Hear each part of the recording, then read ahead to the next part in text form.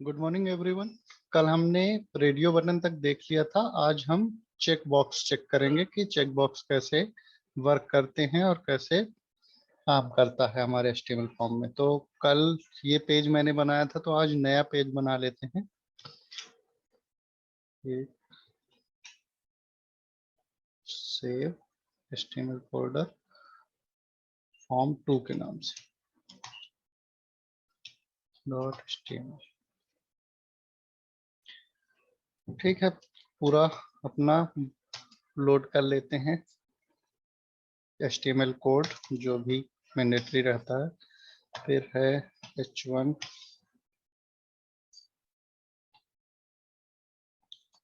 और forms part 2।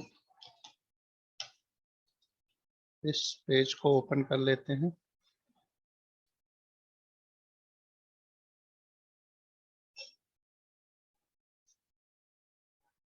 ठीक है, ये हमारा ओपन हो गया।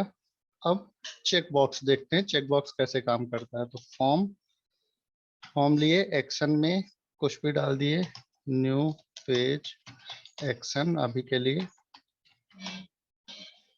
फिर यहाँ लेते हैं चेक बॉक्स, तो उसके लिए टैग क्या, इनपुट टाइप, यहाँ लिखेंगे चेक बॉक्स और सेव कर देंगे। देखेंगे कैसा चेक बॉक्स बन के आता है।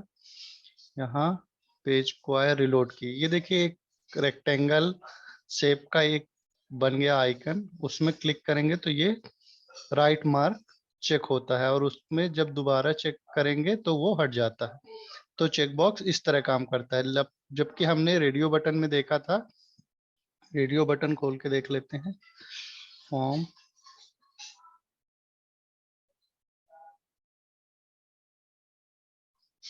रेडियो बटन में क्या होता है कि अगर एक बार क्लिक हो गया है तो उसमें जब आप दोबारा क्लिक करोगे ना तो वो हटेगा नहीं। उसके लिए क्या करना पड़ेगा, उसी ग्रुप के दूसरे चेक आप रेडियो बटन में क्लिक करोगे तो वहां से हट के वो दूसरे रेडियो बटन में क्लिक हो जाएगा। ठीक है, अब क्या है कि आगे देखेंगे कि ये जैसे चेक बॉक्स है, तो चेक बॉक्स क्या काम करता है और कैसे डेटा को सेंड करता है। तो अब इसमें क्या होता है, इसमें भी निशाना लगाने वाला काम हो गया। तो क्या देंगे, इसके लिए लेबल देंगे। लेबल इसमें स्टार्टिंग में चेक बॉक्स के दे सकते हैं या फिर बाद में भी दे सकते हैं, जो आपको सही लगे। तो अब क्या होता है, एक इसमें बाद में देखते हैं। लेबल फॉर में क्या देंगे अपन, इस चेक बॉक्स की आईडी, जो भी हम इनपुट उससे कनेक्ट करना चाहते हैं उसकी आईडी। तो पहले यहाँ आईडी दे देंगे। अब इसमें आईडी में क्या दिया, जैसे मान लीजिए ये क्वेश्चन था, एक पैराग्राफ ले लेता हूं मैं। पैराग्राफ में ये दोनों चीजें डाल देता हूं। अब इसमें जैसे मान लीजिए एजुकेशन के बारे में है, तो इसमें मैंने क्या लिया, हाई स्कूल या हायर सेकेंडरी स्कूल। और लेवल फॉर में यहाँ भी डाल दिए HSS और लेवल में डाल दिए।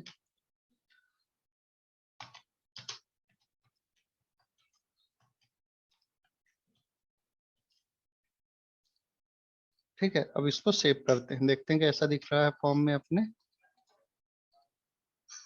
ये देखिए, अब इसमें क्या है, टेक्स्ट में भी क्लिक करेंगे तो आएगा, क्योंकि ये लेबल है और लेबल इस चेक बॉक्स से कनेक्टेड है। दूसरा एक चेक बॉक्स लेते हैं इसी फॉर्म के अंदर।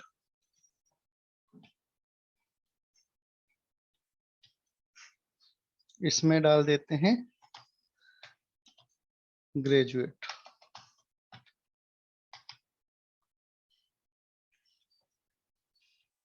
इसकी आईडी में भी डाल दिया हमने ग्रेजुएट और यहाँ ग्रेजुएशन। हो सकता है स्पेलिंग गलत हो तो वो माइंड मत करना, या फिर आप सजेस्ट कर दो जो भी सही है। सेकेंड में मैंने क्या लिया, ग्रेजुएशन। अब क्या होता है, चेक बॉक्स में दोनों क्लिक हो रहे हैं और चेक बॉक्स का बिहेवियर भी यही होता है कि आप मल्टीपल सिलेक्शन कर सके।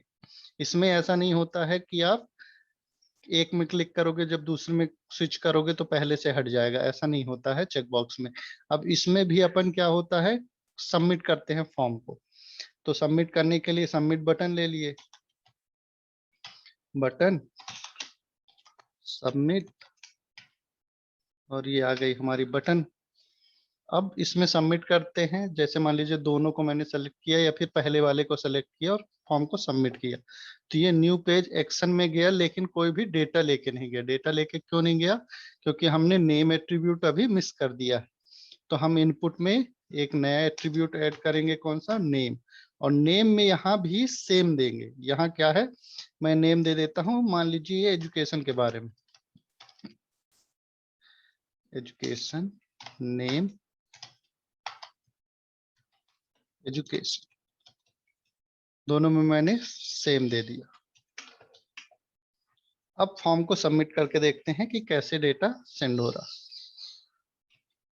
यहाँ हायर सेकेंडरी स्कूल में लगाया मैंने और सबमिट किया, तो देखिए क्या आ रहा है, एजुकेशन ऑन, एजुकेशन ऑन। अब जैसे मान लीजिए दोनों में मैं क्लिक कर देता हूं तो क्या आएगा, एजुकेशन ऑन, एजुकेशन ऑन, मतलब उसकी वैल्यू नहीं जा रही है, सिर्फ ये जा रहा है कि हमने उसमें चेक बॉक्स में क्लिक किया है। तो इसके लिए क्या होगा, यहाँ पहले हमको वैल्यू भी देनी पड़ेगी।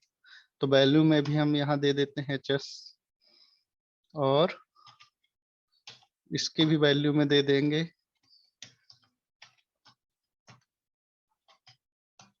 ग्रेजुएट। अब फॉर्म को सबमिट करके देखते हैं। हायर सेकेंडरी स्कूल सबमिट किया, तो इसमें क्या गया, एजुकेशन में HSS, जैसे न्यू पेज एक्शन, यहाँ कॉपी करके मैं यहाँ दिखाता हूँ तो आपको क्लियरली विजिबल होगा। ये कैसा दिख रहा है, न्यू पेज एक्शन, ये तो हमने एक्शन में लिया था वो है, फिर education equal to higher secondary school, short form में मैंने लिखा था, तो ये वैल्यू उसकी जा रही है।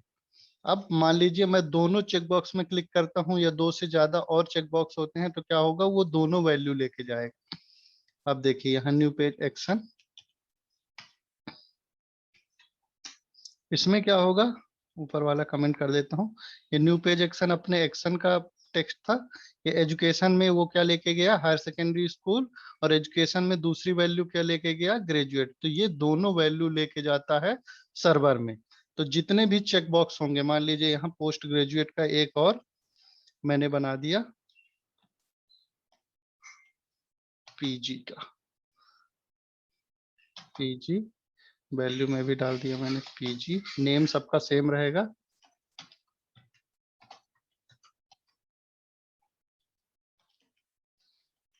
पोस्ट ग्रेजुएशन, अब देखिए इसमें 3 चेक बॉक्स हो गए अपने पास, तीनों क्लिक करेंगे और सबमिट करेंगे तो ये तीनों वैल्यू लेके जाएगा। तो ये होता है बिहेवियर चेक बॉक्स का। चेक बॉक्स में क्या होता है, जब हमको मल्टीपल ऑप्शन सेलेक्ट करने के लिए आता है कि एक से दो, एक से ज्यादा आंसर जो है वो सेलेक्ट हो सकते हैं। ये कभी आपने अगर ऑनलाइन टेस्ट दिया हो तो वहां पर आता है कि एक से मल्टीपल ऑप्शन जब सेलेक्ट करने होते हैं एक से ज्यादा, तो अपन को वहां चेक बॉक्स दिया रहता है रेडियो बटन की जगह। ये हो गया एक्शन का हमारा, एजुकेशन में हायर सेकेंडरी स्कूल, एजुकेशन में ग्रेजुएशन और एजुकेशन में पीजी, ये तीनों वैल्यू लेके जाएगा हमारा सर्वर में। अगला जो है वो है सेलेक्ट। अब हमने, ये हो गया हमारा फॉर्म, अब देखते हैं सेलेक्ट के लिए। तो उसके लिए क्या है, ये वाला भी मैंने कमेंट कर दिया, H2 में डाल दिए यहाँ चेक बॉक्स। तो ये क्लियरली दिखेगा कि ये चेक बॉक्स के लिए है, यहाँ एक हॉरिजॉन्टल लाइन भी खींच दी।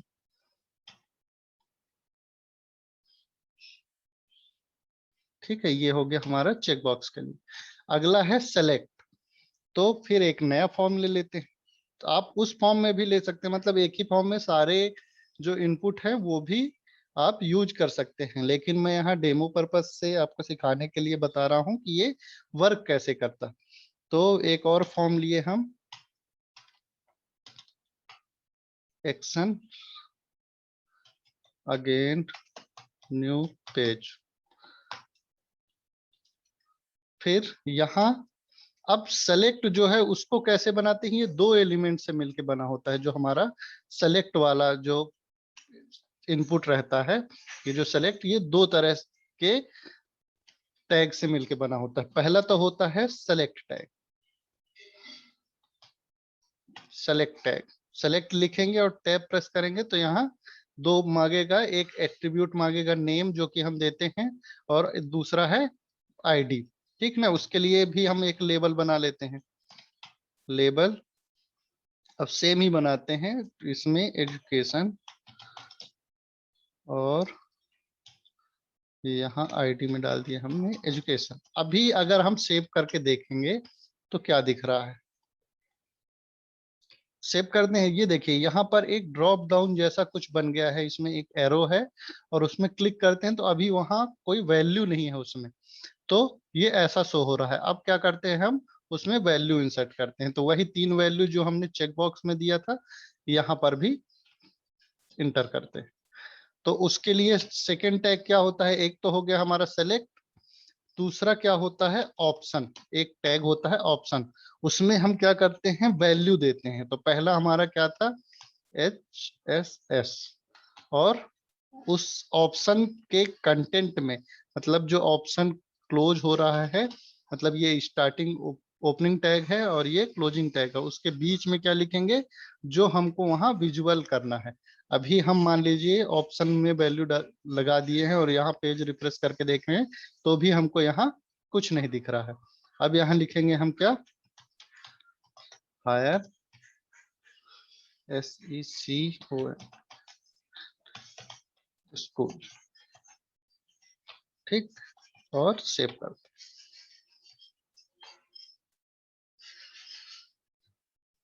Higher secondary school. ये देखिए पहला ऑप्शन अपना क्या आ गया, higher secondary school. Second option में डाल देते हैं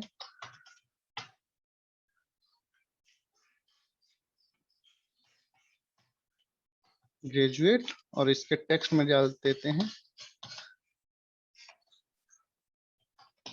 ग्रेजुएट। ठीक, अब इसमें क्लिक करते हैं तो इसमें आ गया 2 ऑप्शन, ये ड्रॉप डाउन जैसा बन गया, इसमें क्या हो गया 2 ऑप्शन आ गए हमारे। तीसरा पोस्ट ग्रेजुएट, या फिर और यहाँ डाल दिए PG।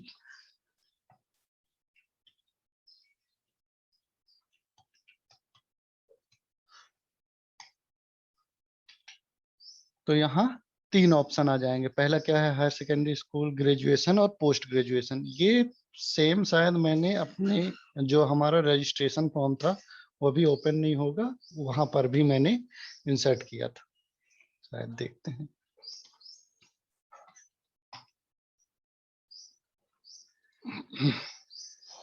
लॉग आउट करके देखते हैं, शायद दिखे। हाँ, यहाँ भी जैसे क्वालिफिकेशन के लिए मैंने आपसे वो किया था कि 12th, ग्रेजुएशन, ग्रेजुएट और पोस्ट ग्रेजुएट जो भी है उसका वो आप यहाँ पर सेलेक्ट कर सको। तो इस तरह का ड्रॉप डाउन ही है ये। बस ये है कि यहाँ पर थोड़ा सा उसका CSS दिया हुआ है ना, स्टाइल किया हुआ है, तो ये थोड़ा बड़ा दिख रहा है, इसके फॉन्ट भी बड़े दिख रहे हैं, बाकी ये सेम ही है।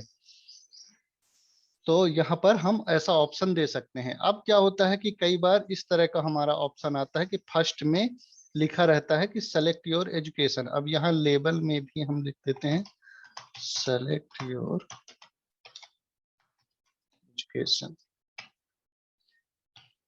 ये हमारा लेबल आ गया, लेबल में क्लिक करेंगे तो क्या होगा, ड्रॉप डाउन में हमारा क्लिक होगा, ड्रॉप डाउन में क्लिक होता है, लेकिन इसका ड्रॉप डाउन ओपन नहीं होता है लेबल में क्लिक करने पे। इसके लिए आपको क्या है कि ड्रॉप डाउन में ही क्लिक करना पड़ेगा, या फिर यहाँ लास्ट में एक एरो बना है उसमें आप क्लिक कर दीजिए। ठीक, और एक ऑप्शन ऐसा भी दिखता है कि जैसे यहाँ ऑप्शन दिया, यहाँ ऑप्शन में वैल्यू को खाली छोड़ दिया हमने, तो क्या है, और पहले में क्या लिख दिया, सेलेक्ट योर एजुकेशन।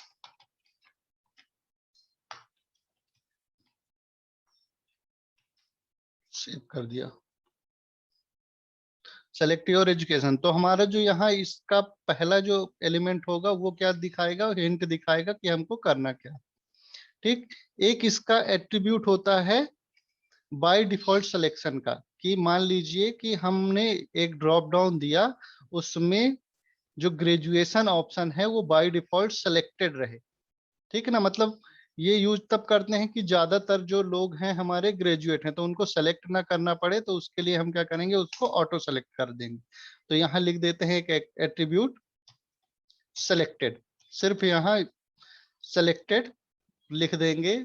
इसमें जैसे एक एट्रीब्यूट अपने वैल्यू देते हैं, उसकी वैल्यू नहीं देना होता है, मतलब यहाँ अपने को कोई वैल्यू नहीं देना है, वहां सिर्फ लिख देना है अपने को सेलेक्टेड। तो अब क्या होगा, जब इस पेज को हम यहाँ रिफ्रेश करेंगे, इस पेज को यहाँ हम रिफ्रेश करेंगे, तो क्या होगा, ग्रेजुएशन बाय डिफॉल्ट सेलेक्ट रहेगा और हम दूसरा ऑप्शन चेंज कर सकते हैं। बाय डिफॉल्ट क्या रहेगा, ग्रेजुएशन सेलेक्ट रहेगा। जब भी पेज लोड होगा तो ग्रेजुएशन सेलेक्ट रहेगा, लेकिन हम उसको चेंज भी कर सकते हैं। मान लीजिए यहाँ हमको ब्लैंक वैल्यू देनी है, तो वो भी हम दे सकते हैं। अब चेक करेंगे कि हम हमारी वैल्यू कैसे सेंड होगी। तो वैल्यू सेंड करने के लिए अपने को नेम एट्रीब्यूट मैंडेटरी है। तो यहाँ नेम में हम उसका नाम डाल दिए कि किस नाम से वैल्यू सेंड होगी।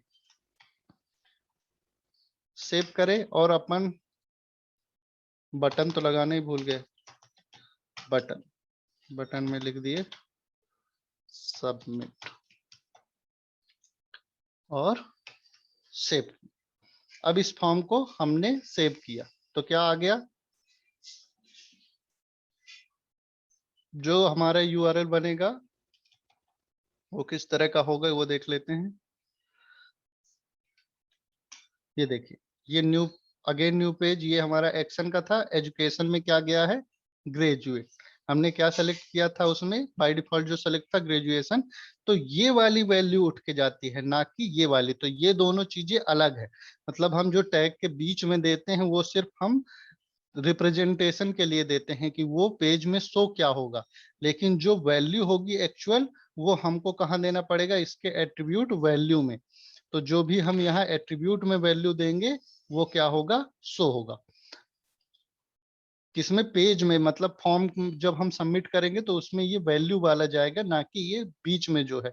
ये सिर्फ हमको शो करने के लिए है। तो इसको आप कैपिटल स्मॉल जितना अच्छा हो सके उतना बना लीजिए, और जितना भी लॉजिक आपको लिखना है वो इस वैल्यू के हिसाब से लॉजिक लिखा जाएगा सर्वर के एंड पे। किसी के पास कोई क्वेश्चन हो सेलेक्ट और चेक बॉक्स में, वो पूछ लीजिए। हाँ, मल्टीपल सेलेक्ट करने के लिए क्या होता है, तो इसमें एक एट्रीब्यूट होता है सेलेक्ट में ही, यहां लिख देंगे मल्टीपल। सेलेक्ट में ही जो सेलेक्ट टैग हमारा जो ऊपर पेरेंट वाला है उसमें लिख देंगे मल्टीपल। जैसे अपन ने सेलेक्टेड लिखा था और यहाँ क्या है, वैसे ही यहाँ लिख देंगे मल्टीपल। तो किस तरह का यहाँ आउटपुट हमको देखने को मिलेगा ये चेक कर लेते हैं। देखिए अब इसमें क्या हुआ, हमारा जो सेलेक्ट बॉक्स था कुछ इस तरह से दिखने लगेगा, वो बड़ा हो जाएगा। और यहाँ पर ग्रेजुएशन पहले से सेलेक्ट है, ठीक ना, क्योंकि हमने वहां सेलेक्टेड लिखा था। अब क्या होता है कि हम यहाँ मल्टीपल सिलेक्शन कर सकते हैं, लेकिन मल्टीपल सिलेक्शन करने के लिए अपने को क्या करना पड़ेगा, कंट्रोल बटन प्रेस करके रखिए और माउस से क्लिक करिए। तो आप क्या कर सकते हैं, जितने भी ऑप्शन यहाँ हैं सारे ऑप्शन ये सेलेक्ट कर सकते हैं। तो यहाँ क्या किया हमने, तीनों ऑप्शन को सेलेक्ट किया और सबमिट किया। तो अब देखिए यहाँ किस तरह, जैसे चेक बॉक्स में वैल्यू जा रही थी ना सारी, वैसे ही वैल्यू हमारी सेंड होगी इसमें जब हम मल्टीपल सेलेक्ट करेंगे। अगेन न्यू पेज, ये एक्शन का है। एजुकेशन में हायर सेकेंडरी स्कूल, एजुकेशन में ग्रेजुएशन और एजुकेशन में पीजी, तीनों ऑप्शन हमने जो सेलेक्ट किया था वो भी जाएगा। अगर ब्लैंक वाला भी हम सेलेक्ट करते हैं तो वो ऑप्शन भी वहां जाएगा। मतलब एक और हमारा एक और वैल्यू वहां अपेंड हो जाएगी ब्लैंक वाली भी। तो एजुकेशन में एक ये ब्लैंक गई, एजुकेशन में हायर सेकेंडरी स्कूल, एजुकेशन में ग्रेजुएट ग्रेजुएट और एजुकेशन में पीजी, ये सारी वैल्यू हमारी सेंड होती है। और कोई क्वेश्चन है क्या? लेकिन ये मैं ज्यादातर रिकमेंड नहीं करता कि इसमें क्या होता है कि ये पेज में हमारा अच्छे से शो नहीं करता। तो जब भी मुझे ऐसा होगा कि मल्टीपल सिलेक्शन का मुझे बनाना हुआ तो मैं क्या कर लेता हूँ, चेक बॉक्स ज्यादातर यूज कर लेता हूँ। आप ये भी यूज कर सकते हैं। चेक बॉक्स को सिंगल बना सकते हैं क्या? तो मैंने बताया कि जो डिफॉल्ट बिहेवियर होता है चेक बॉक्स का, वो यूज ही इसलिए होता है कि हम मल्टीपल ऑप्शन सेलेक्ट कर पाए।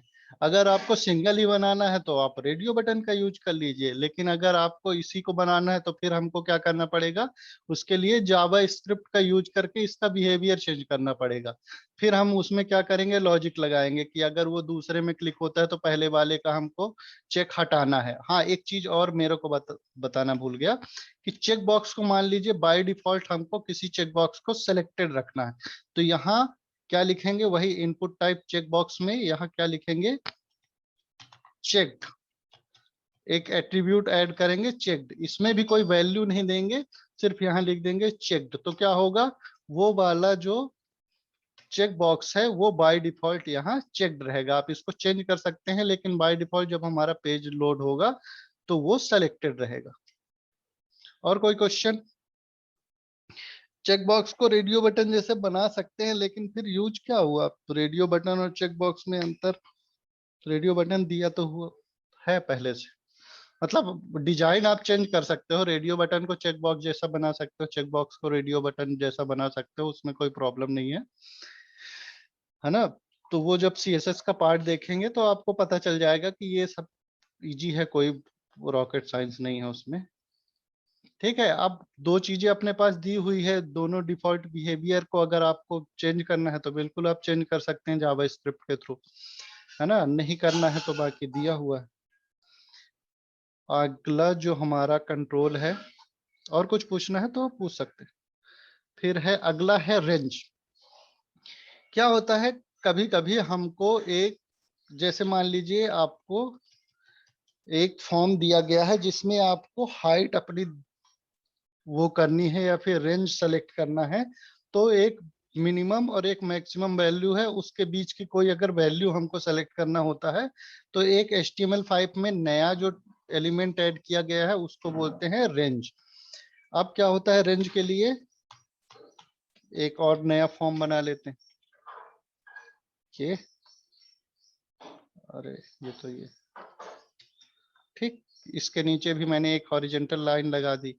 अब नया फॉर्म बना लेते हैं। फॉर्म बनाया और यहाँ एक्शन में, एक्शन अभी मैं खाली दे देता हूँ, खाली क्यों दे, एक्शन कुछ भी दे सकते हैं। यहाँ ये सर्वर का एड्रेस होता है, वहाँ की लोकेशन हमको एक्चुअल में देनी होती है एक्शन में। तो ये पहले सेशन में, मतलब कल के सेशन में मैंने आपको बता दिया था। अगर कुछ समझ में नहीं भी आ रहा है, यहाँ में नहीं समझ में आ रहा है कि ये क्या है, तो आप यहाँ भी पूछ सकते हैं। फिर अपन क्या किए, एक इनपुट टाइप रेंज ये देंगे तो अपने को क्या है, एक जब इसका पेज देखेंगे तो देखिए ये कैसे आया, एक स्लाइडर आया जिसकी वैल्यू को हम स्लाइड कर सकते हैं, मतलब चेंज कर सकते हैं, आगे कर सकते हैं और पीछे कर सकते हैं। फिर इसमें दो चीजें दे दी होती हैं, मिन, मिन में मान लीजिए 100 दिया मैंने, और मैक्स, मैक्स में दिया 500। ठीक, और यहाँ वैल्यू, वैल्यू भी सेट कर सकते हैं। मान लीजिए हमने क्या किया, 200 वैल्यू सेट कर दी, तो क्या होगा कि ये बाय डिफॉल्ट 200 में सेलेक्टेड रहेगा। अभी जो इसकी वैल्यू है कितनी है, 200 में। अगर मान लीजिए इसको मैं कर देता हूँ 500, तो ये क्या होता है, पूरा फिल हो जाएगा, क्योंकि इसकी जो मैक्सिमम वैल्यू है कितनी है, 500 है। ठीक, तो इसमें जो दो एट्रीब्यूट ऐड होंगे, मिन और मैक्स, तो इससे हम सेलेक्ट कर पाएंगे। अब इसको सबमिट करने के लिए क्या करें, सबमिट बटन, बटन सबमिट। और किस नाम से जाएगा उसके लिए हमको क्या देना पड़ेगा, यहाँ नेम एट्रीब्यूट, नेम का नाम ही मैंने क्या लिख दिया, रेंज। अब इसकी वैल्यू जब आप यहाँ सेलेक्ट करते हो ना, तब यहाँ शो नहीं होगी, लेकिन जब आप सबमिट करोगे ना तो वहां उसकी वैल्यू उठ के जाएगी। तो अगर इसको शो कराना है तो फिर क्या करेंगे, हम इसमें जावा स्क्रिप्ट का यूज करेंगे, और जब भी ये इसको स्लाइड करेंगे उस इवेंट पे हम क्या करेंगे, एक टेक्स्ट बॉक्स लेंगे या फिर एक टेक्स्ट लेंगे, उसकी वैल्यू को चेंज कराते रहेंगे, है ना। तो अभी के लिए हम समझ लेते हैं कि ये रेंज काम कैसे करता है और दिखता कैसे है पेज में। तो इस तरह का कुछ आपको इनपुट दिखेगा, हो सकता है कि दूसरे जो ब्राउजर में कुछ दूसरे टाइप का दिखे और किसी ब्राउजर में दूसरे टाइप का दिखे, लेकिन इसको आप स्लाइड कर सकते हो, मतलब कर्सर माउस से आप इसको आगे और पीछे कर सकते हो। ठीक, फिर मैंने सबमिट बटन लिया और नेम दे दिया यहाँ रेंज। अब इसको सबमिट करके देखते हैं कि वैल्यू क्या जाती। मैंने क्या किया, इसको स्लाइड करके एकदम 0 में कर दिया। तो अब क्या होता है, इसका रेंज देखिए, एक्शन में क्या वैल्यू जाती, इसमें एक्शन में वैल्यू क्या गई, एक्शन रेंज इक्वल टू 100। अब मैंने इसको एकदम 0 में कर दिया था, यहाँ एकदम स्टार्टिंग में कर दिया था, तो इसकी जो मिनिमम वैल्यू क्या है, 100। ठीक, वो यहाँ चली गई। अब यहाँ इसको मैं कुछ इंक्रीज कर देता हूँ, मान लीजिए यहाँ मैंने लगभग यहाँ दे दी। ठीक, रिफ्रेश कर लेता हूँ एक बार, यहाँ पर मैंने वैल्यू दे दी और इसको क्या करता हूँ, मैं सबमिट करता हूँ। तो देखिए क्या गया, रेंज में कौन सी वैल्यू गई, रेंज इक्वल टू 203, 203। अब क्या हो गया, इसमें वैल्यू चेंज हो गई। तो जितना भी हमने स्लाइड किया था उसके हिसाब से इसने ये वैल्यू को ले लिया और वो वैल्यू हमारी सेंड हो गई। अब इसके लिए भी अपन लेबल लगा सकते हैं। एक मैंने लेबल लिख लिया, सेलेक्ट योर हाइट लिख लेते हैं, GIGST। और हाइट तो इतनी ज्यादा होती नहीं है, तो अपन क्या किए, 100 मिनिमम ले लिए और ये 250 सेंटीमीटर होगी। लेबल को लेबल में रख लेते हैं, लेबल फॉर में आईडी देंगे इसकी, तो यहाँ एट्रीब्यूट एक आईडी ऐड करना पड़ेगा। रेंज नाम मैंने अभी सेम ही ले लिया है, आप अलग भी ले सकते हो, लेकिन ये फॉर और आईडी का दोनों का सेम होना चाहिए। ठीक, अब क्या होता है, इसमें क्लिक करेंगे तो ये कहाँ सेलेक्ट हो रहा है, देखिए जब भी मैं यहाँ क्लिक करता हूँ तो ये शो करता है कि इससे जो कनेक्टेड इनपुट है वो कौन सा है, सेलेक्टेड कंट्रोल कौन सा है। तो इसमें चेक कर सकते हैं। बाय डिफॉल्ट जब मैं पेज लोड करता हूँ तो ये 50% में सेलेक्टेड रहता है, ठीक है ना। तो ये हो सकता है दूसरे ब्राउजर में ये 0 पे सेलेक्टेड रहे, या फिर किसी में फुल मतलब 500 पे जो भी उसका मैक्सिमम रेंज है वहां पर सेलेक्टेड रहे। इसमें कोई क्वेश्चन किसी को, सबमिट करेंगे तो ये एक्शन में 175 ये सेंड हुआ। जब भी हमने फॉर्म को सबमिट किया तो रेंज में जो भी वैल्यू उसकी वहां सेलेक्टेड थी वो सेंड हो गई। अभी कोई क्वेश्चन इसमें रेंज में,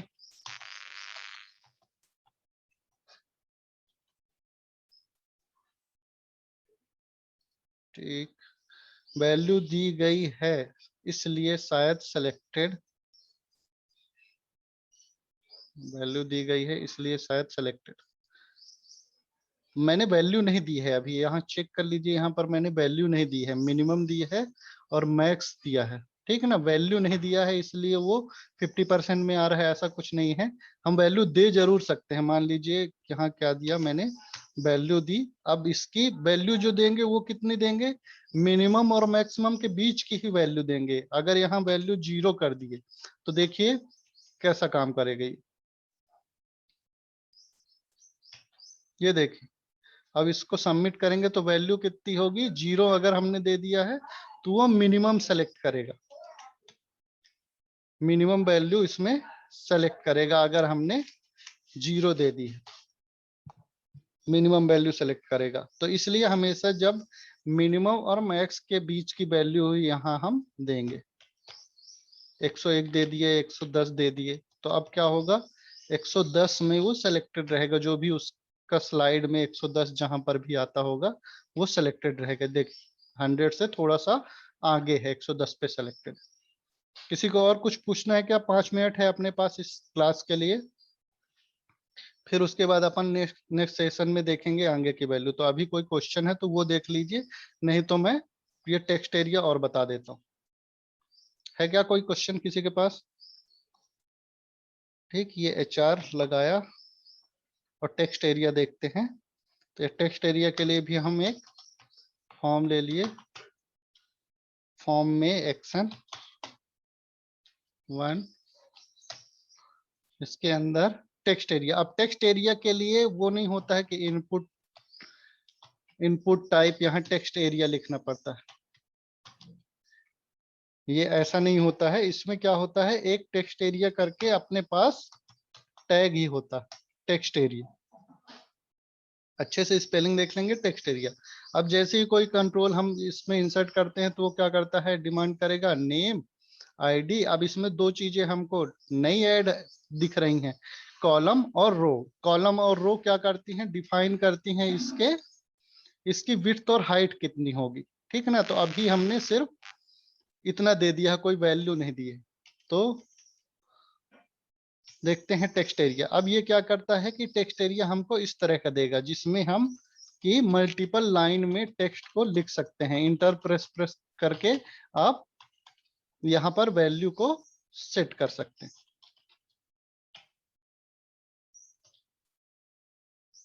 ये देखिए, अब इसका हम कॉलम को क्या है और बढ़ाते हैं तो इससे क्या फर्क पड़ता है वो भी चेक कर लेते हैं। ये देखिए, इसकी जो कॉलम बढ़ाएंगे ना तो ये क्या करेगा, इसकी विड्थ बढ़ाएगा। और जब हम रो को इंक्रीज करेंगे, मान लीजिए यहाँ 20, एक बार में कितने रो दिखाना है अपने को, तो यहाँ 20 रो दिखाना है, तो ये क्या करेगा, उसकी हाइट को एडजस्ट कर लेगा। उसके बाद यहाँ देखिए, आप कॉर्नर में माउस का कर्सर ले जाएंगे ना, तो आप इसको माउस के कर्सर से भी बड़ा या छोटा कर सकते हैं। लेकिन जब वो पेज रिलोड होगा तो जो रो और कॉलम दिया गया है उसके हिसाब से ये एडजस्ट हो जाएगा। तो अब टेक्स्ट एरिया में कब देते हैं अपन टेक्स्ट एरिया, जब भी हमको कोई बड़ा टेक्स्ट इनपुट कराना, मतलब एक लाइन से ज्यादा हमको कोई टेक्स्ट इंटर कराना है, सबमिट कराना है, तो वो हम देते हैं। जैसे कि यहाँ मैंने अपने उसमें फॉर्म में दिया था मैसेज के लिए, यहाँ आप मल्टीपल लाइन में लिख सकते हैं।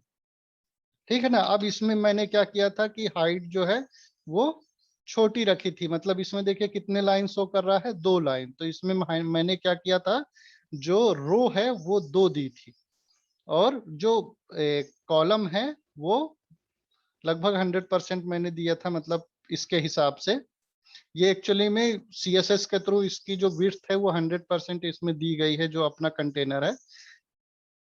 क्वेश्चन, अगर 200 वर्ड में टेक्स्ट वो करना है, ठीक है ना। अभी हम नेक्स्ट सेशन में देखेंगे कि अगर हमको किसी टेक्स्ट बॉक्स को या किसी भी इनपुट को वैलिडेट करना है, मतलब रिस्ट्रिक्ट करना है कि उसमें कितनी वैल्यू होगी कितनी वैल्यू नहीं होगी, वो हम सेट कर सकते हैं। तो अभी मैं 5 मिनट का ब्रेक होगा, उसके बाद मैं वैलिडेशन वाला चैप्टर ही है हमारा, वो देखेंगे। तो एक और मैं यहाँ बता देता हूँ, जैसे टेक्स्ट एरिया तो ये हो गया। अब क्या होता है, मान लीजिए इसमें बाय डिफॉल्ट कोई वैल्यू अपने को सेट करना है, तो देखिए ये इसमें ओपनिंग टैग और क्लोजिंग टैग दोनों है। तो इसके बीच में जो हम वैल्यू लिखेंगे वो हमारे टेक्स्ट एरिया में फिल हो जाएगा। ठीक, तो इसके बीच में मैंने इतना बड़ा यहाँ टेक्स्ट लिख दिया। अब यहाँ सबमिट करेंगे और चेक करेंगे कि ये कैसा यहाँ शो हो रहा है। ये देखिए, रो और कॉलम के हिसाब से इसने एडजस्ट कर लिया, और उसके अंदर हमने जो भी यहाँ टेक्स्ट इंटर किया था वो भी यहाँ इंटर हो गया। कोई छोटा सा टेक्स्ट भी अपन इंटर करते हैं तो वो भी आ जाएगा। This is for example. ये देखिए, दिस इज फॉर एग्जाम्पल, यहाँ पर टेक्स्ट एंटर हो गया। अपने को 200 वर्ड में रिस्ट्रिक्ट करना है वो भी कर सकते हैं अपन। तो इसमें लगाना क्या पड़ेगा, अपने को यहाँ लिखना पड़ेगा मैक्स लेंथ और 200। तो अब क्या करेगा, सिर्फ अपने को 200 कैरेक्टर ही यहाँ इंटर करने देगा। ये देखिए मैं थोड़ा करता हूँ, वैसे ही 200 कैरेक्टर होंगे तो ये क्या कर देगा, रोक देगा, उसके बाद ये टाइप ही नहीं करने देगा। देखिए अभी मैं कीबोर्ड से बटन प्रेस कर रहा हूं तो फिर भी ये नहीं हो रहा है। जल्दी से देख लेते हैं अपना फाइल एलिमेंट। और क्वेश्चन आपको कुछ भी करना होगा, आप जैसे इसको भी सबमिट करना है तो यहाँ दे दिए नेम, डिटेल्स, और यहाँ इनपुट, सॉरी, बटन, सबमिट। थोड़ी मैं जल्दी कर रहा हूं क्योंकि ये क्लास एंड हो जाएगी थोड़ी देर से। तो सबमिट। अब क्या हुआ, नेम मैंने क्या दिया था, डिटेल्स, और यहाँ पर वैल्यू भी this is for example set हुई है। सबमिट करूंगा तो ये क्या करेगा, हमने एक्शन में क्या दिया था, डिटेल्स, और एक्शन में दिया था एक्शन 1, और ये वैल्यू इसका जो नाम है वो है डिटेल्स, और इसकी वैल्यू क्या है, दिस इज फॉर एग्जांपल। ठीक, अगला जो इनपुट है हमारा क्या है, फाइल। चलिए ये फाइल को भी हम उस बाद में देख लेंगे अगले सेशन में। अभी किसी के पास अगर कोई क्वेश्चन हो तो वो पूछ लो। वैलिडेशन वाला जो चैप्टर है वो अपन आज ही पढ़ेंगे नेक्स्ट सेशन में, ज्यादा कुछ बचा नहीं है मेरे ख्याल से। टेक्स्ट एरिया हो गया, फिर इसके बाद फॉर्म वैलिडेशन का ही अपना चैप्टर है, तो वहां देखेंगे कि कैसे उसको रिस्ट्रिक्ट करते हैं यूजर को।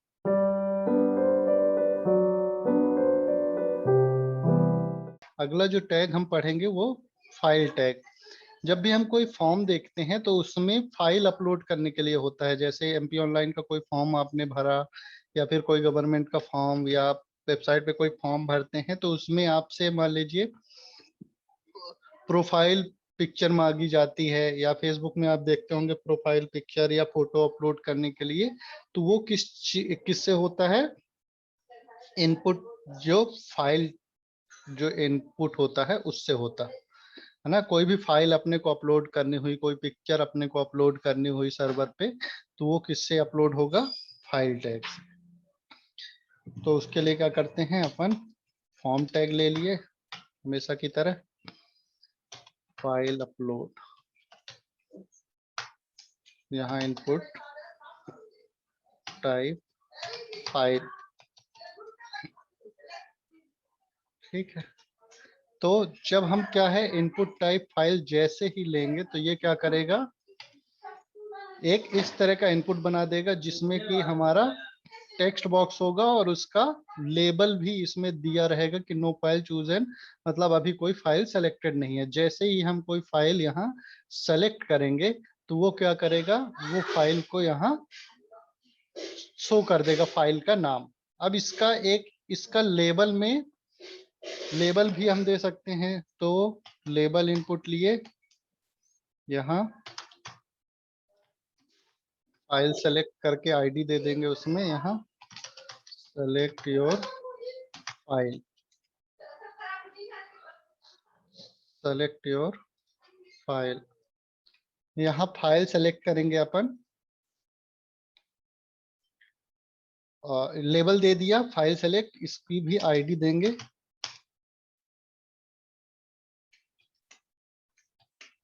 File select. ठीक, और सेव कर दिया। तो यहाँ क्या किया, सेलेक्ट योर फाइल। अब इस लेबल में भी हम क्लिक करेंगे तो ये क्या होगा, ओपन होगा हमारा डायलॉग बॉक्स जो कि हमसे सेलेक्ट करवाएगा फाइल। ठीक, अब देखिए एक file input HTML W3 school में अपन चेक करते हैं इसको भी खोल देते हैं। इसमें कुछ एट्रीब्यूट होते हैं वो अपन देखेंगे। जैसे मान लीजिए एक होता है एट्रीब्यूट, इसमें बड़ा कर देता हूँ, एक्सेप्ट का। जब भी हमको कोई ऐसा इनपुट देना हो या फिर फाइल जिसमें कि सिर्फ इमेज ही वो सेलेक्ट कर पाए, ठीक है ना, तो क्या करेंगे अपन, वहां देंगे एक्सेप्ट और इमेज, इस तरह से। यहाँ इनपुट टाइप फाइल में क्या किया मैंने, एक्सेप्ट इमेज और स्लैश स्टार, मतलब इमेज कोई भी टाइप की इमेज होगी वो हमारी डायलॉग बॉक्स में ओपन होगी। तो इसको चेक कर लेते हैं कि ये वर्क कैसे करता है। तो हमने ये डॉक्यूमेंट बनाया है और इसमें फाइल को ओपन करी है। तो देखिए यहाँ सारे फोल्डर दिखा रहा है लेकिन फाइल नहीं दिखा रहा। फाइल क्यों नहीं दिखा रहा? क्योंकि हमारे पास कोई भी इमेज फाइल नहीं है। तो मैं क्या गया, पिक्चर्स में गया। अब देखिए पिक्चर में ये एक इमेज फाइल है, एक ये इमेज फाइल है, एक ये इमेज फाइल है। तो सिर्फ हमको इमेज फाइल यहाँ शो कर रहा है। अब एक चीज हम यहाँ और दे सकते हैं कि जैसे मान लीजिए पीएनजी फाइल ही वो सेलेक्ट करे, ठीक है ना, या फिर जेपीईजी फाइल ही सेलेक्ट करे। ये पीएनजी और जेपीईजी क्या होते हैं? फाइल के फॉर्मेट होते हैं। जो इमेज फाइल होती है अपनी, उसके फॉर्मेट होते हैं। तो उसका जो एक्सटेंशन है उससे ये सेलेक्ट करेगा।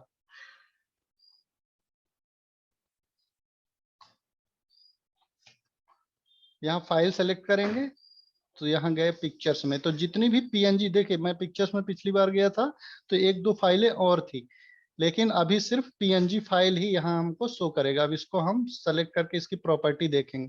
तो ये देखिए जेपीजी लिखा है और यहाँ भी हमने क्या लिखा था, जेपीजी। तो उसने क्या किया है, सिर्फ जेपीजी फाइल को हमको दिखाया है।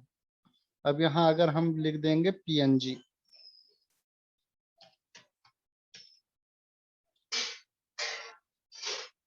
पीएनजी तो क्या होगा, रिफ्रेश करें पेज, सेलेक्ट किए, पिक्चर्स में गए तो सिर्फ यहाँ वो देखिए जेपीजी फाइल उसने गायब कर दिया और यहाँ हमको सिर्फ पीएनजी फाइल यहाँ शो कर रहा है। ये देखिए पीएनजी फाइल, पीएनजी इमेज जितनी है वो शो कर रहा है। लेकिन एक चीज और आप यहाँ देखेंगे कि यहाँ जैसे ये फाइल नेम है, इसके बगल में यहाँ ऑप्शन रहता है ऑल फाइल का। तो जैसे ही आप क्या करेंगे, ऑल फाइल करेंगे तो आपको सारी फाइलें यहाँ दिखा देगा। जैसे यहाँ ये एक ऑडियो फाइल पड़ी थी, एक जिप फाइल पड़ी थी, है ना, तो ये भी आपको शो करेगा। अब इसको ओपन करके आप यहाँ सेलेक्ट करेंगे तो वो फाइल सेलेक्ट हो जाएगी। तो फिर आपका क्वेश्चन यहाँ होगा, तो फिर मतलब क्या हुआ, सेलेक्ट ऑल करके अपने वहां सेलेक्ट कर सकते हैं। तो ये वैलिडेशन अपने को कहाँ लगाना पड़ेगा, सर्वर के एंड पे।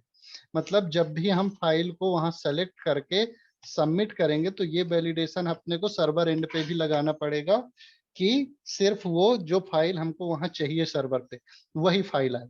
सिर्फ यहाँ ये इसका ये हेल्प करता है कि हमको ढूंढने की जरूरत ना पड़े कि पीएनजी फाइल अपने को ढूंढनी पड़े कि कौन सी पीएनजी है कौन सी जेपीजी है। तो यहाँ एक्सेप्ट में अपन लिख देते हैं तो वो डायलॉग बॉक्स जो ओपन करेगा उसमें सिर्फ उसी तरह की फाइलें दिखेगी।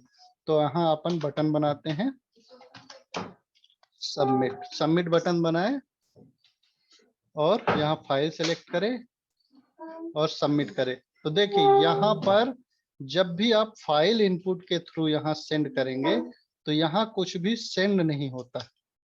नेम तो दिया ही नहीं, नेम दे देते हैं file input. File input, file input हमने दे दिया। फिर भी यहाँ देखिएगा कि हम फाइल क्या करेंगे, यहाँ से सबमिट करेंगे तो यहाँ किस तरह का देख रहा है, फाइल जाएगा। सिर्फ यहाँ फाइल का नाम जाता। चेक कर लेते हैं यहाँ पर क्या एक्शन में हमारा गया है। तो ये क्वेश्चन मार्क के पहले क्या रहता है अपना, जो भी हमने एक्शन में दिया है, क्वेश्चन मार्क के बाद फाइल इनपुट और यहाँ उस फाइल का नाम गया, फाइल नहीं उठ के गई है, ठीक है ना। तो उसके लिए भी हमको कुछ और अलग से एट्रीब्यूट इसमें फॉर्म में ऐड करने पड़ते हैं।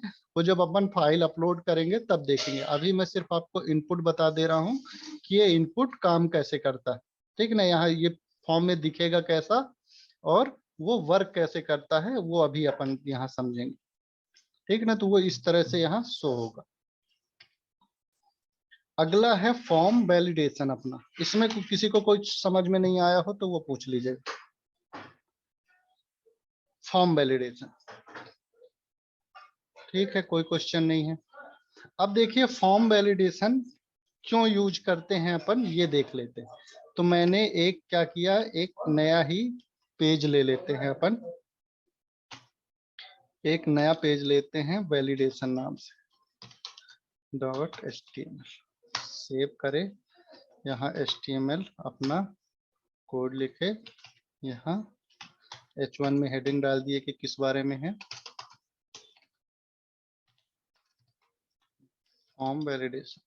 ठीक, यहाँ एक फॉर्म लिए, फॉर्म में कुछ एलिमेंट लिए जैसे इनपुट टाइप टेक्स्ट, इसको दे दिए नेम, यूजर नेम, आईडी दे दिए यूजर नेम, ठीक, लेबल दे दिए इसको फॉर यूजर नेम, हाँ लेबल में भी लिख दिए अपन ने यूजर नेम। ठीक, अब इसको क्या है, ये फॉर्म कैसा यहाँ शो हो रहा है, तो अपना पेज ओपन कर लिए वैलिडेशन वाला, ओपन विथ गूगल क्रोम। ठीक, ये ऐसा शो हो रहा है।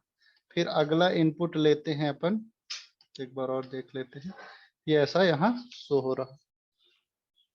सबको आवाज आ रही है, मतलब कोई प्रॉब्लम हो तो बता देना। फिर अगला इनपुट अपन लेते हैं, लेबल लिए पासवर्ड का, WRD,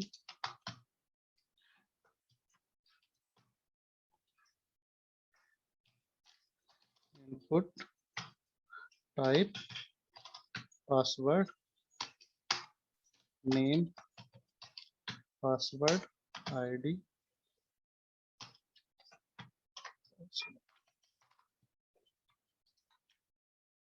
अब यहाँ एक ले लेते हैं बटन सबमिट। देखिए इस तरह दिख रहा है, थोड़ा सा इसको डिजाइन कर लेते हैं अपन। तो क्या करेंगे, इसके आगे एक BR टैग लगा देंगे, फिर भी अच्छा नहीं दिख रहा है, चलिए कोई बात नहीं, BR टैग इसके आगे भी लगा दिए। तो एक अपना ये फॉर्म बन गया जिसमें लिखा है यूजर नेम और पासवर्ड। देखिएगा एक इसके एक्शन में कुछ नहीं लिखा, मैंने एक्शन लिख देता हूँ, न्यू वैलिडेट।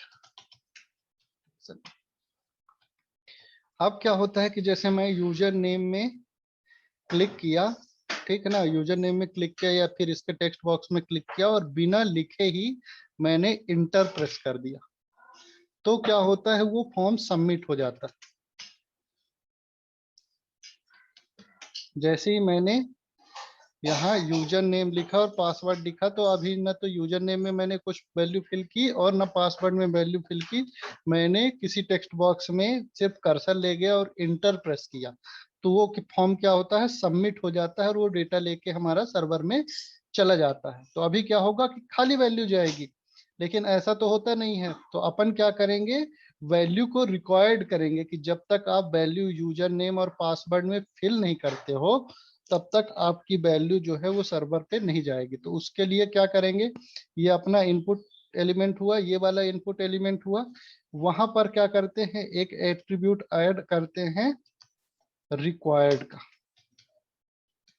रिक्वायर्ड का एट्रीब्यूट ऐड किया और क्या किया हमने, यहाँ इसको सेव किया। अब क्या होता है कि मान लीजिए मैं यूजर नेम में गया और यहाँ प्रेस करता हूँ इंटर, तो ये फॉर्म को ये सबमिट नहीं करेगा, या फिर आप सबमिट बटन में भी क्लिक करेंगे ना तो वो क्या करेगा, मैसेज शो करेगा fill out of this field, इस फील्ड को अपने को यहाँ फिल करना पड़ेगा।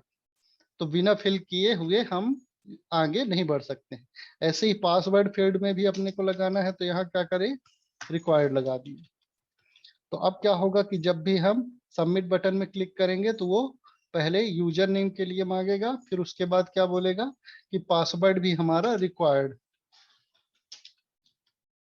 पासवर्ड में क्यों नहीं ले रहा है, ये देख, रिफ्रेश नहीं किया था शायद मैंने। ये यूजर नेम हुआ और ये पासवर्ड, पासवर्ड भी सबमिट नहीं कर रहा है क्योंकि वो रिक्वायर्ड है, उसमें भी वो बोल रहा है फिल आउट आप तीज, मतलब इसको फिल करो।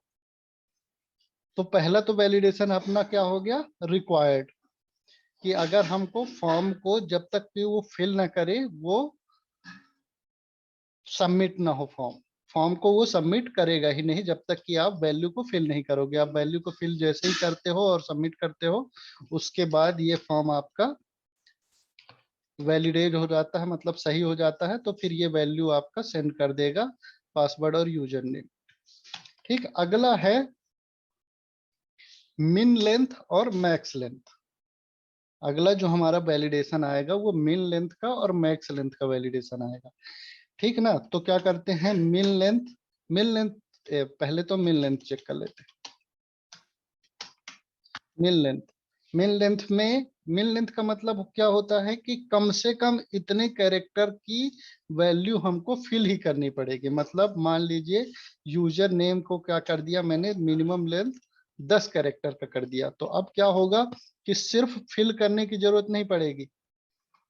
मतलब यूजर नेम में अभी क्या बताएगा कि ये रिक्वायर्ड है, ये रिक्वायर्ड है, अभी जब तक हम फिल नहीं करेंगे तो क्या बोलेगा, रिक्वायर्ड। लेकिन जैसे ही हम क्या करते हैं, उसको फिल कर देते हैं, जैसे मान लीजिए मैंने 3 कैरेक्टर इसमें डाल दिया, अब क्या होता है, वो क्या बोलेगा कि जिसका जो लेंथ है वो कम से कम 10 कैरेक्टर का होना चाहिए, और आपने अभी सिर्फ 3 कैरेक्टर भरे। ठीक, तो जैसे ही मैं इसमें 10 कैरेक्टर कर देता हूँ, प्रेस कर देता हूँ, जैसे 3 4 5 6 7 8 9 और ये 0, ये 10 कैरेक्टर कर देता हूं, तो ये वाला फॉर्म वैलिडेट हो गया। मतलब इस वाली फील्ड की वैल्यू सही हो गई, और वो नेक्स्ट फील्ड में अपना को करेक्ट, अपना जो कर्सर है वो भेज देता है कि अब इसकी वैल्यू को फिल करो। ऐसे ही सेकेंड होता है मैक्स लेंथ।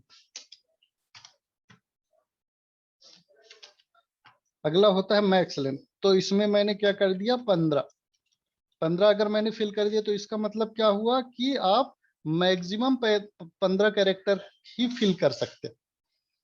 ठीक, थोड़ी बड़ा कर लेता हूँ, हाँ, इसमें मैक्सिमम जो है वो आप 15 कैरेक्टर ही फिल कर सकते हो। तो मैंने क्या किया, 15 कैरेक्टर से ज्यादा की वैल्यू को यहाँ इंटर करने की कोशिश की, तो ये टाइप ही नहीं करने दे रहा है। जैसे ही मेरे 15 कैरेक्टर से ऊपर होते हैं, देखिए जैसे 1 2 3 4 5 6 8 9 10 11 12 13 14 और ये 15, अब 15 से ज्यादा ये टाइप ही नहीं करने देगा।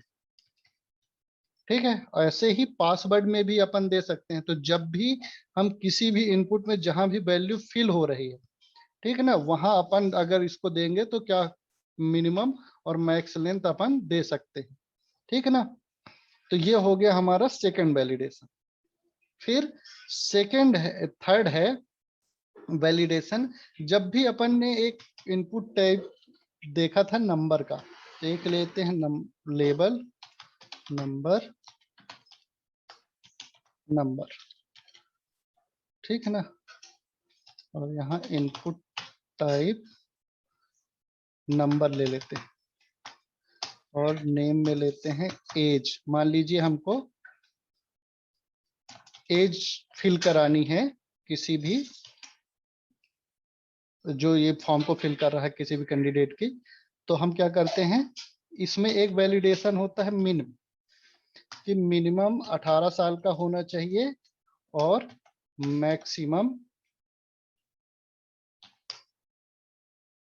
35 ईयर का होना चाहिए। ठीक है ना, तो एज, एज में मैंने क्या किया, इनपुट टाइप एक नंबर ले लिया, तो उसमें क्या किया, मिनिमम लिख दिया और मैक्सिमम लिख दिया। तो इसमें क्या होगा कि ये जो फील्ड है ये वैल्यू कहाँ तक की लेगा, मिनिमम। इसमें भी ब्रेक लाइन एक लगा लेते हैं, ब्रेक, तो ये थोड़ा अच्छा दिखेगा। ठीक, अब एज में, अब तो इनपुट टाइप नंबर की खासियत क्या होती है, यहाँ एक वो करेक्टर ले लेगा। अब देखिए यहाँ पर हम एज में जैसे ही अपर जो ऊपर वाला आइकन है उसमें प्रेस करते हैं, उसमें क्लिक करते हैं, तो वो शुरू कहाँ से हो रहा है, 18 साल से। माइनस करेंगे तो ये उससे नीचे जाएगा ही नहीं। ठीक है ना, मान लीजिए इसमें मैनुअली हमने फिल कर दिया 10 साल। ठीक है ना, अब क्या होता है, सबमिट करते हैं, तो पहले तो ये यूजर नेम का मांगेगा, जिसमें मिनिमम 10 कैरेक्टर देना पड़ेगा। तो अपन क्या करते हैं, अभी इन दोनों को कमेंट कर देते हैं।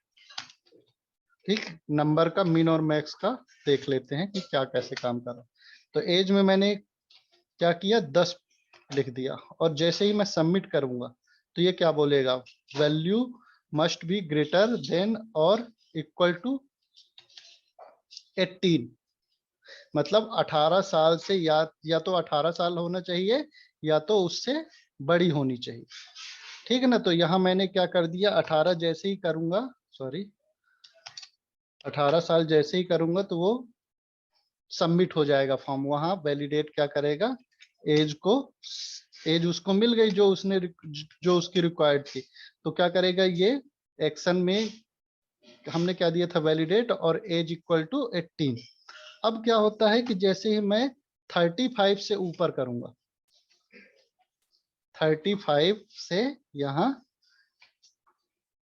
जैसे मान लीजिए अभी इसको अगर हम प्रेस करके रखते हैं तो ये 35 से ऊपर नहीं जाएगा, लेकिन मैनुअली कीबोर्ड से हमने क्या कर दिया, इसको गलती से 36 कर दिया। अब सबमिट करते हैं तो क्या बोलता है, value must be less than और इक्वल टू 35, मतलब जो वैल्यू होगी वो या तो 35 होगी या तो उससे कम होगी। तो ये वैलिडेशन हम आप लगा सकते हैं उसमें, नंबर वाले फील्ड में। ये टेक्स्ट बॉक्स वाले फील्ड में काम नहीं करेगा, उसमें कौन सा काम करेगा, मिन लेंथ और मैक्स लेंथ। लेकिन यहाँ पर मैक्स लेंथ और मिन लेंथ काम कर लेगा, मैक्स लेंथ और मिन लेंथ यहाँ पर काम कर सकता है, ठीक है ना। लेकिन उसमें क्या होगा, फिर ये भी वैलिडेट करेगा। अब क्या होता है कि जैसे मान लीजिए इसमें तो हम, इसमें जैसे ही हम कीबोर्ड से टाइप करेंगे ABCD, तो यहाँ ABCD यहाँ टाइप ही नहीं होता है। ये ब्राउजर के ऊपर भी डिपेंड करता है, कई बार ब्राउजर टाइप करने देते हैं, लेकिन जब भी आप सबमिट करेंगे तो वो बोलेगा कि नंबर अपने को इंटर कराना है। अभी देखिए इसमें मैंने रिक्वायर्ड वैलिडेशन नहीं लगाया है, तो अगर मैं कोई भी एज यहाँ फिल नहीं करता हूँ तो वो सबमिट करने देता, तो यहाँ पर हम वैलिडेशन रिक्वायर्ड वाला भी लगा देंगे। फिर जब इसको फिल करेंगे अगर, तो ये क्या बोलेगा कि फिल द वैल्यू। फिर अगला है हमारा, एक है इनपुट टाइप, इसको भी कमेंट कर देते हैं, और एक लेबल ले लेते हैं, सॉरी ईमेल,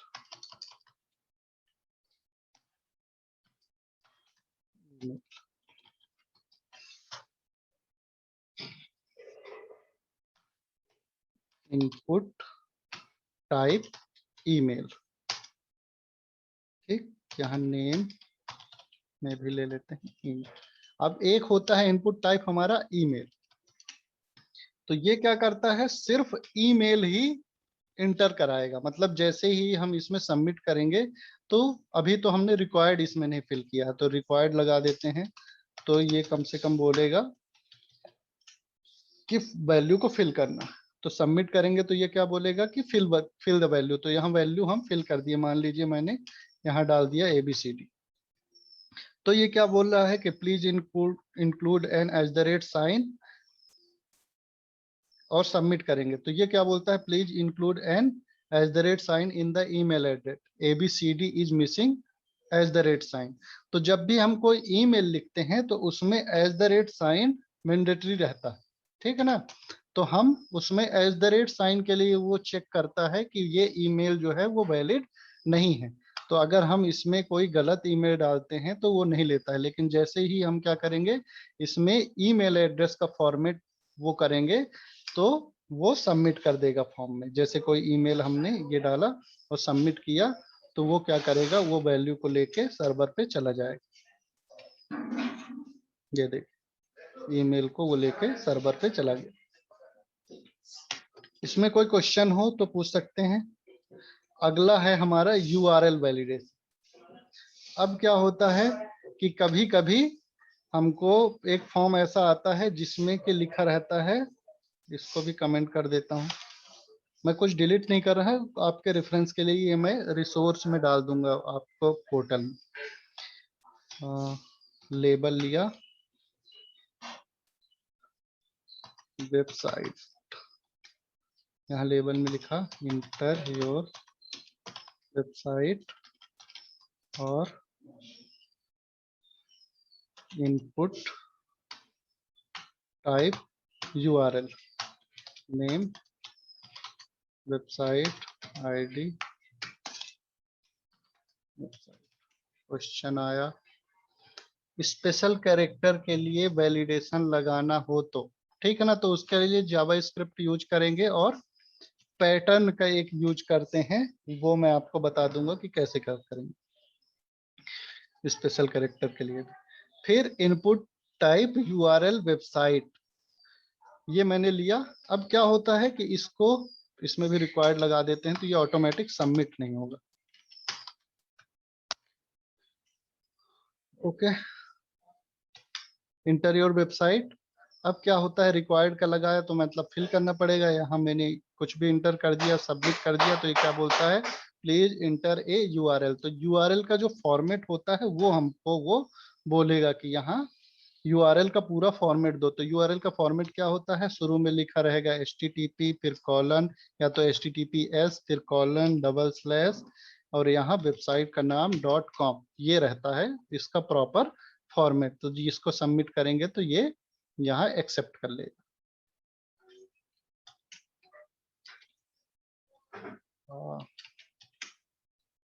ठीक है ना। तो ये वेबसाइट यहाँ एक्शन में यहाँ ये वैलिडेट आएगा, फिर यहाँ क्वेश्चन मार्क लिखा रहेगा और यहाँ वेबसाइट तो कि हमारा जो नेम है वो वेबसाइट था और उसकी वैल्यू यहाँ ये सेंड कर रहा है। ठीक है ना। अब आप बोल रहे हो स्पेशल कैरेक्टर के लिए, तो pattern in HTML validation W3 school.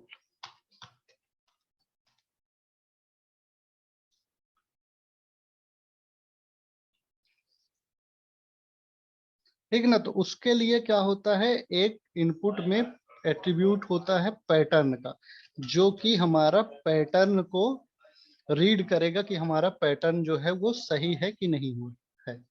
ठीक है ना।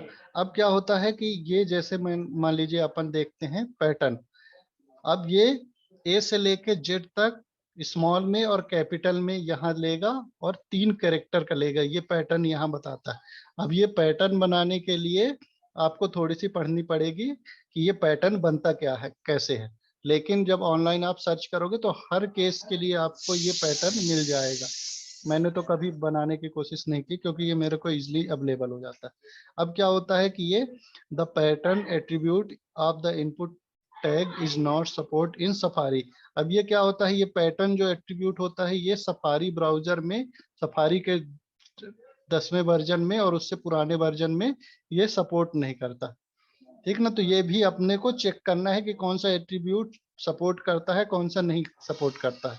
तो ये सर्वर में भी हम क्या है वैलिडेशन लगाते हैं। अब क्या होता है, जैसे मान लीजिए हम कोई नंबर लिखते हैं और सबमिट करते हैं, तो ये क्या बोल रहा है, please match the required format. अब क्या होता है कि ये कोई ना तो स्पेशल कैरेक्टर लेगा, जैसे मान लीजिए मैंने ये किया और सबमिट किया, तो ये ना तो कोई स्पेशल कैरेक्टर ले रहा है और ना ही वो कोई नंबर ले रहा है। लेकिन हम जैसे ही ABCD लिखेंगे, जैसे यहाँ लिख दिए ABC और सबमिट करें, तो ये क्या कर दिया, उसको कंट्री कोड को एक्सेप्ट कर लिया कि कौन सा डेटा अपना सबमिट हुआ था, कंट्री कोड में ABC। अब मान लीजिए यहाँ लिखता हूं मैं इतना और सबमिट करता हूं, तो ये क्या करता है कि सिर्फ यहाँ वैलिडेशन लगा है कि 3 कैरेक्टर ही लेगा। ठीक है ना। मतलब A से Z तक कुछ भी एक्सेप्ट करेगा लेकिन 3 कैरेक्टर का ही लेगा। तो अब ये पैटर्न देख के हम लगा सकते हैं, मान लीजिए हमको 10 कैरेक्टर का लेना है और ABCD लेना है। ठीक, तो ये क्या करेगा, 10 कैरेक्टर का लेगा। मतलब मोबाइल नंबर के लिए मान लीजिए हमको लगाना है, तो यहाँ मैं बनाने की कोशिश करता हूँ, हो सकता है गलत, 029 और ये कर दिया मैंने 10 कैरेक्टर का और इसको रन करता हूँ। अब मैं यहाँ लिखता हूँ ABC और सबमिट करता हूँ, तो ये क्या है, मैच पैटर्न नहीं किया।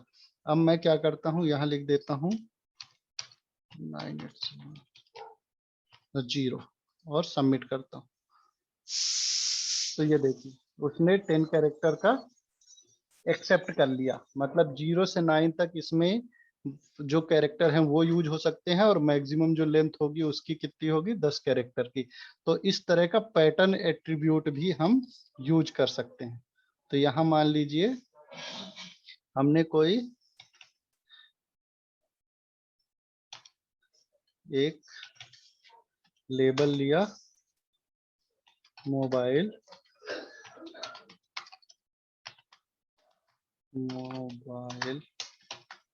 नंबर। चलिए 5 मिनट बचे हैं अपनी क्लास एंड होने के लिए और लगभग अपना कंप्लीट भी हो गया। इनपुट टाइप टेक्स्ट और यहाँ लिख दिए पैटर्न में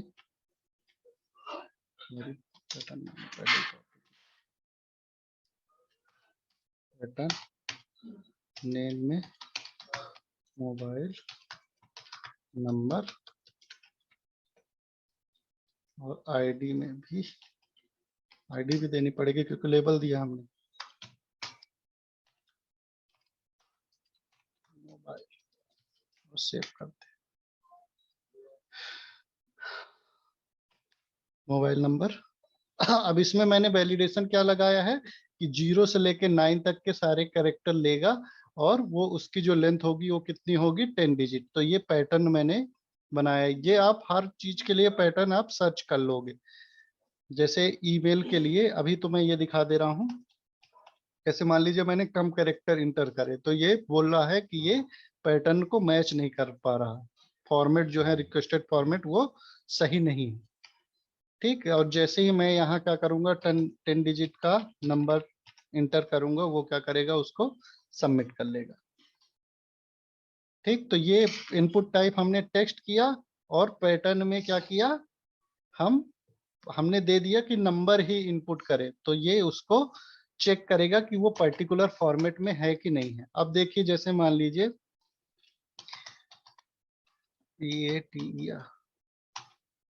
और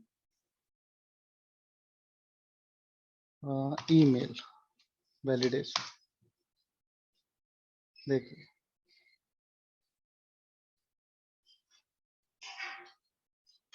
अब ईमेल वैलिडेशन के लिए ये देखिए इसमें ये पैटर्न ये दे रहा है। देखिए अब इसको थोड़ा सा समझने की कोशिश करेंगे कि ये क्या है, कैसे क्या क्या इसमें समझाने की वो कोशिश कर रहा है, मतलब क्या क्या इंस्ट्रक्शन इसमें दिए हैं। देखिए ए से लेके जेड तक, 0 से लेके 9 तक कोई भी कैरेक्टर हो सकता है और फिर क्या हो सकता है यहाँ डॉट हो सकता है, यहाँ प्लस डॉट हो सकता है और यहाँ अंडरस्कोर का साइन भी हो सकता है। फिर यहाँ प्लस में लिखा है एज द रेट का साइन, एज द रेट के साइन के बाद ए से लेके जेड तक या 0 से 9 तक हो सकता है। फिर यहाँ क्या होगा डॉट होगा बीच में और क्या होगा फिर ए से जेड तक अपना वो रहेगा। तो जैसे अपना कोई वेबसाइट है जैसे user name as the rate यहाँ गूगल फिर .com, तो इस तरह का ये पैटर्न अपने को मिल जाएगा अपन अगर सर्च करेंगे तो वेबसाइट में। ये ईमेल के लिए। तो कल जो अपनी क्लास होगी वो होगी टेबल के बारे में। एक चीज और बता देता हूं अभी टाइम है तो, ये टाइटल वाला देखिए जैसे मैंने यहाँ मोबाइल नंबर दिया, यहाँ दे देता हूँ title please inter valid mobile number, एक एट्रीब्यूट होता है टाइटल का। अब क्या होता है ये टाइटल कैसे काम करेगा,